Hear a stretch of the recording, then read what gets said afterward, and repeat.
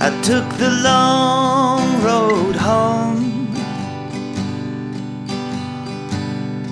past the trees and the jackrabbits and the weeds. I took the long road home,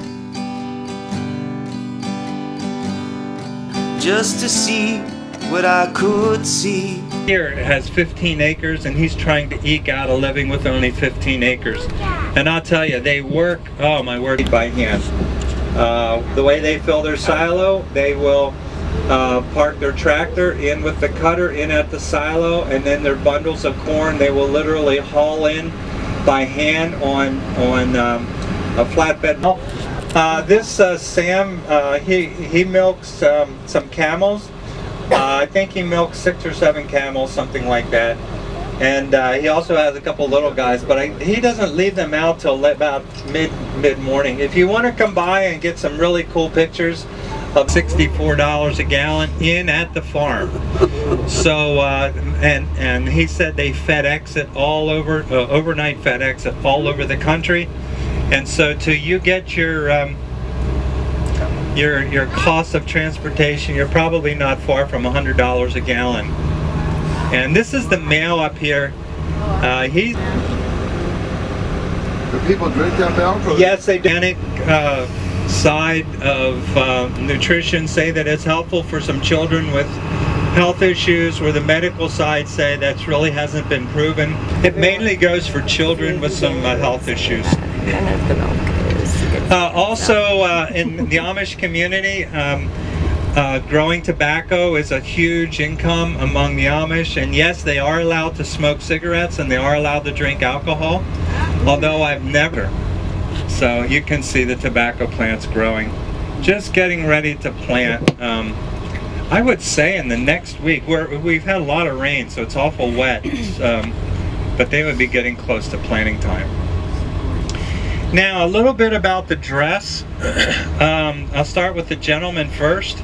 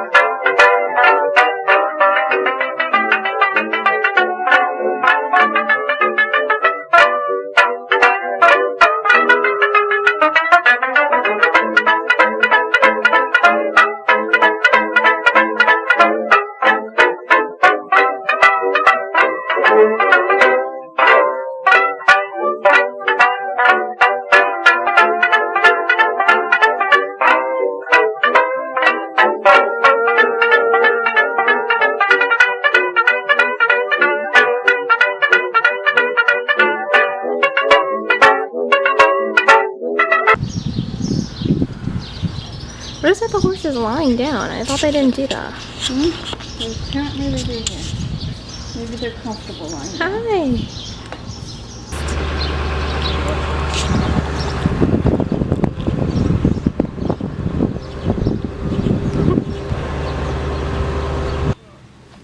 You asked me here, I'm not going to say anything.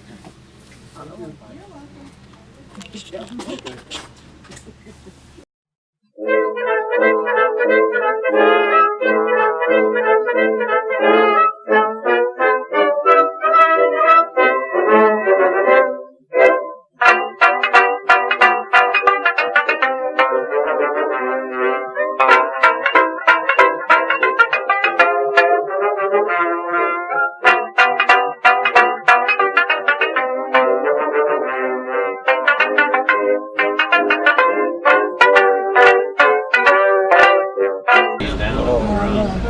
They're out snoozing in the warm sun.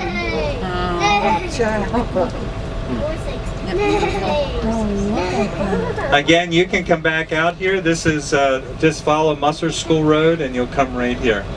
That's highlighted on that map. Now, I'd like to just share a little bit quickly about the wedding.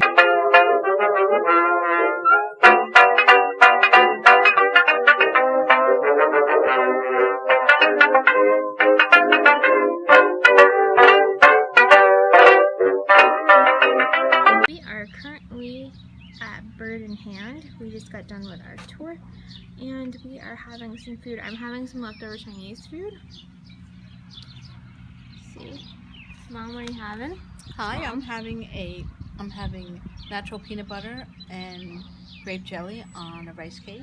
Brought my jelly and my peanut butter from home. And we have this beautiful view.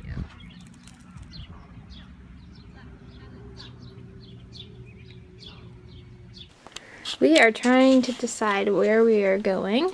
There's a lovely map. You guys haven't seen our view from the window. It's a decent view. There, can you see the playground? There is a playground there, but I don't know if you can see it. There's a tennis court back there. And then I remember somebody playing basketball until at least 11 o'clock last night. yeah, that was kind of annoying. And then the goats are that way, which we have to see. And I'll give you guys a room tour later. Mom, you want to do an outfit of the day for yourself? Not really, but why not? This is my second outfit of the day. This is just a casual dress. Do you know where it's from? Absolutely not. And then you have your what shoes would you? I would say these are my slip-on. I love these shoes. They are from Walmart. I hate to say it, but they are.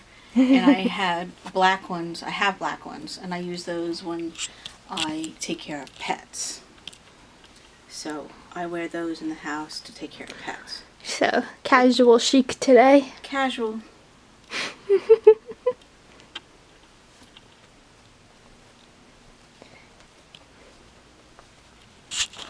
So we are trying to figure out where we are going, and since we are a little bit incapable of reading map and we also don't remember where the mill is, we are going to go down to the desk and try to figure out where we are going today. So come on and follow us along.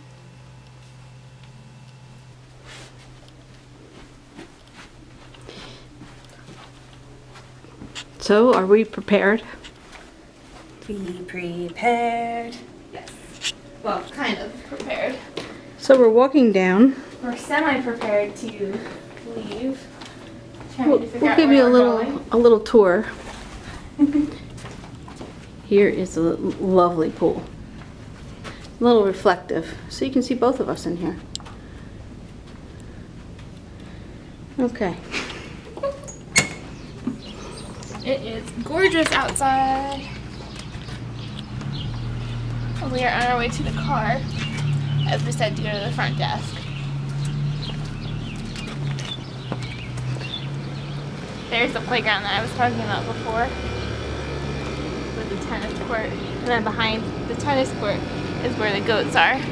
And if you guys were following me last year, you know that my goat's over there. That's not really my goat, but I really love the goat. Now we're gonna go to the car. So we found where we are going. We are going to Hayloft Candles, and before that we're going to go to Mascot Mill, and it's not that far away from Bird in Hand where we're staying, so pretty excited to get going. On the road again. Just can't wait to get on the road again. All these lovely different faces. I'm on the road again. Just on the road again. This is a cool barn that's across the street from us.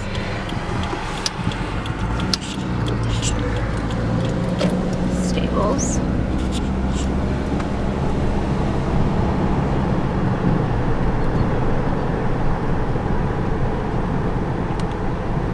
So this is one of the markets for Bird in Hand, and they're only open I think 3 or 4 days a week, and they are open on Wednesday, of course, when we're leaving. And then they always have a lot of like antique shops around and Amish shops. There's also a lot of places to stay in this area. We've passed quite a few. Oh, there's a quilt shop that is common here. I'm sorry. We want end rungs. Oh, we never closed the door. This house is so cute. I had to record it. It is from 1911. So old. It's okay. I talked to them before about it. So we have explained the directions. In half a mile, turn right onto North Bronx Road. And as you can hear, we have decided to use the GPS instead because this isn't giving us full roads. It's not like an entire map, so it's a little bit confusing. Let's take dinner this Saturday. So we are back again to around the same spot, and hopefully Old Pike. Hopefully the GPS is taking us the correct way this time. We are trying to get to Mascot Mill to go on a tour of the mill, which you guys will hopefully see. That's how they want to live.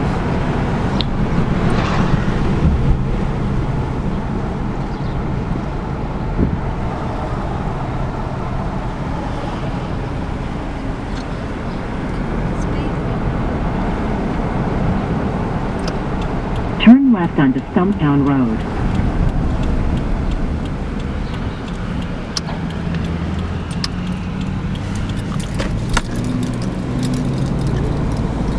Okay, it should be like right here. That's still In a quarter. Oh, look at the cows!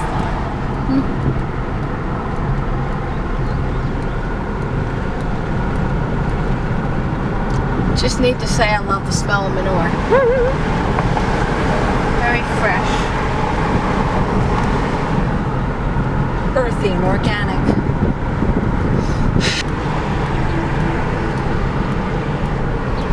So look at all the chickens in this chicken coop. Really? Look at them. Oh my goodness. That's awesome. We have made it to Mascot Mill Park. This is a creek, it says up there. And we are going into that building.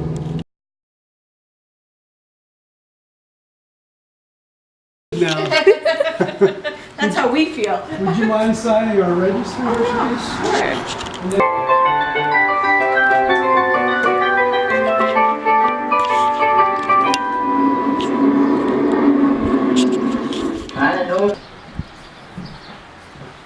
It's so thick and heavy.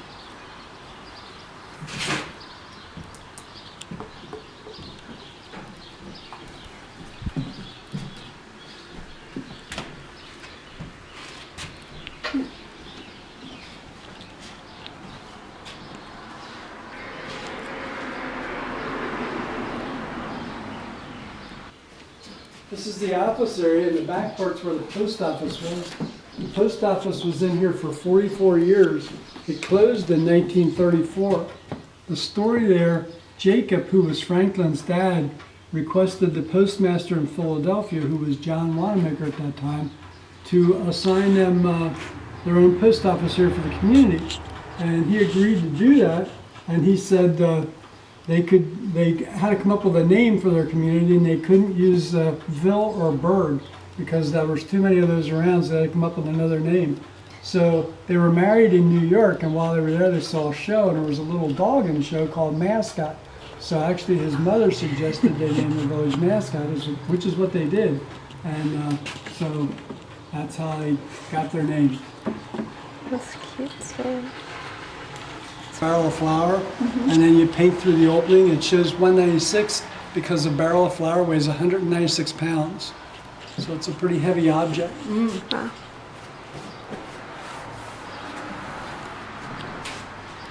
This is the barrel room. This is where they would have stored the finished product.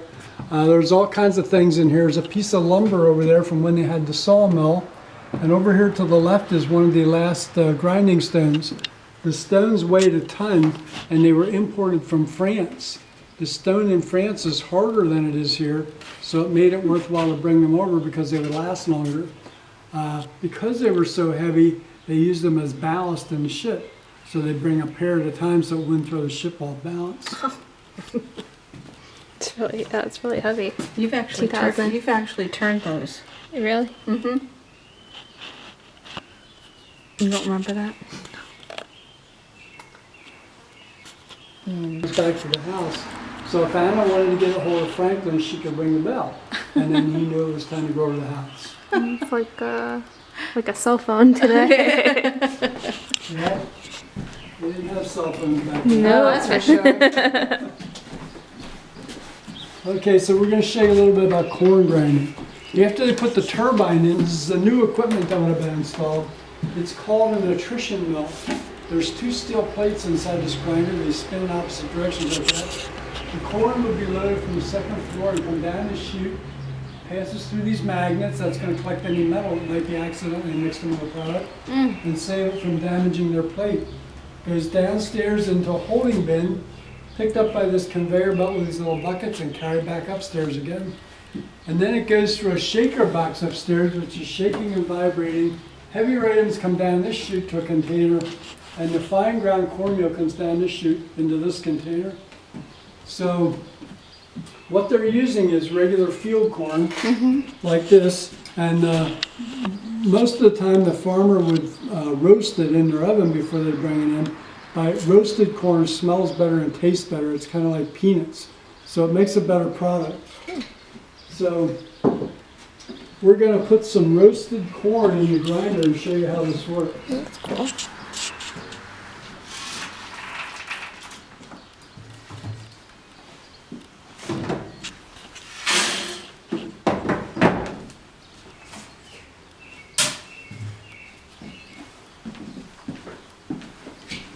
So I'm going to open the gate control back here like I showed you over there in the chart, and that's going to let the water come in and things will start moving. That's cool that this still works.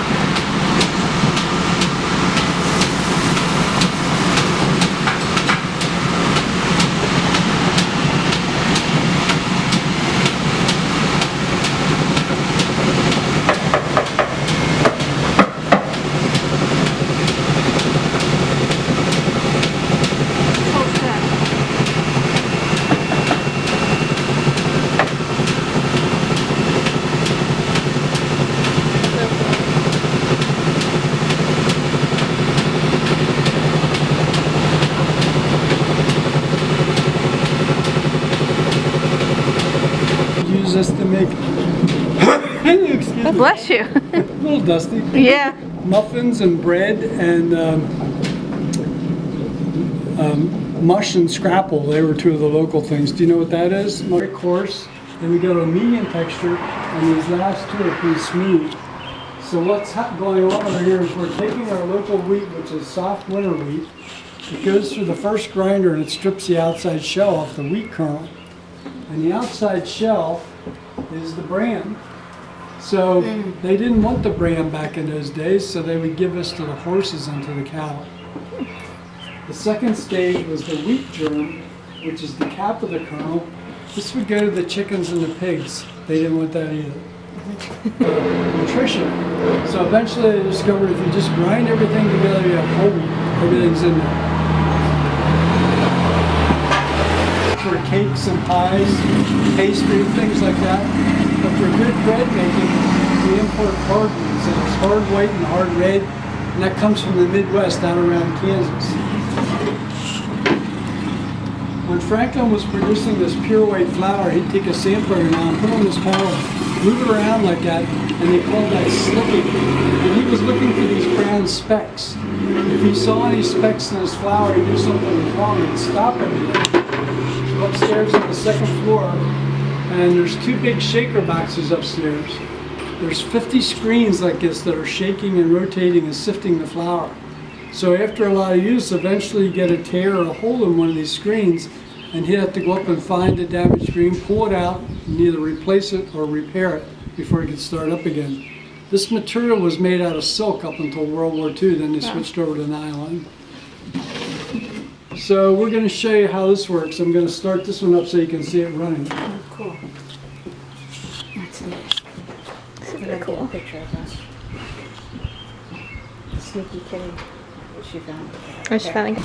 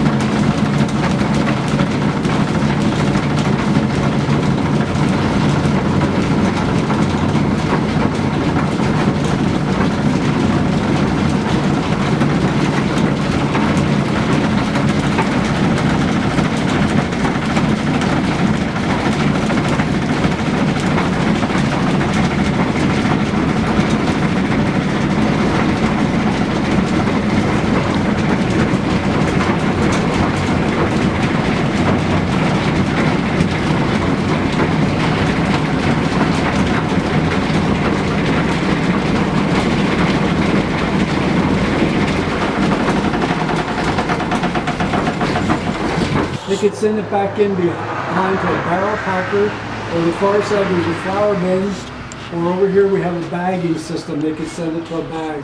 So once they switched over to the turbine, and where they doubled their production here, was doing like 1 to 2 barrels an hour of flour. It's a one-man operation. It was working long days, producing a lot of material, and they had a very good business. Very good business. Any question? So cool. I think this is neat. I would, this is a great class travel. Yeah. Because you can actually see it from Yeah. Dad would look at this. It's good for engineers. Oh my god. Well, my mind is going, you know, like a mile a minute. Like, wow, how do you take care of all that? This is the house that we're going to next. What you guys just saw was the mill. Now we're going to there.